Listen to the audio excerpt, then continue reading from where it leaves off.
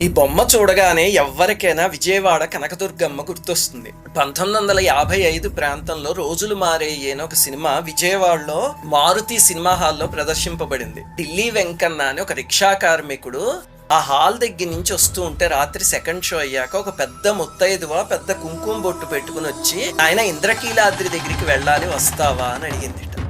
సరేనమ్మా అని ఎక్కించుకుని తీసుకువెళ్తుంటే, ఏమిటి నాయనా ఇంత అర్ధరాత్రి రిక్షా నడుపుతున్నావు, భయం లేదా నీకు అంటే, దుర్గమ్మ ఉంది కదా మా అమ్మ అన్నట్ట. ఆ తర్వాత ఆ స్త్రీ ఇంద్రకీలాద్రి మెట్ల దగ్గర దిగిపోయి పైకి వెళ్ళిపోతూ ఉంటే, అమ్మా డబ్బులు అని అడిగేట. నీ తలపాగా మడతలో పెట్టాను రా అబ్బి చూసుకో అందిట. వెంటనే అతను చూసేసరికి నిజంగానే అక్కడ డబ్బులో బంగారపు గాజు ఉంటే భయంతో వెర్రి కేకలు పెడితే బ్రాహ్మణ వీధిలో ఉన్న వాళ్ళందరూ పరిగెత్తుకుంటూ వచ్చి కథంతా విన్నారట. ఇది ఆ కాలంలో ఆంధ్రకేసరి అనే పత్రికలో పడింది. ఆ గాజు బొమ్మలతో సహా వేశారు ఆ పత్రికలో.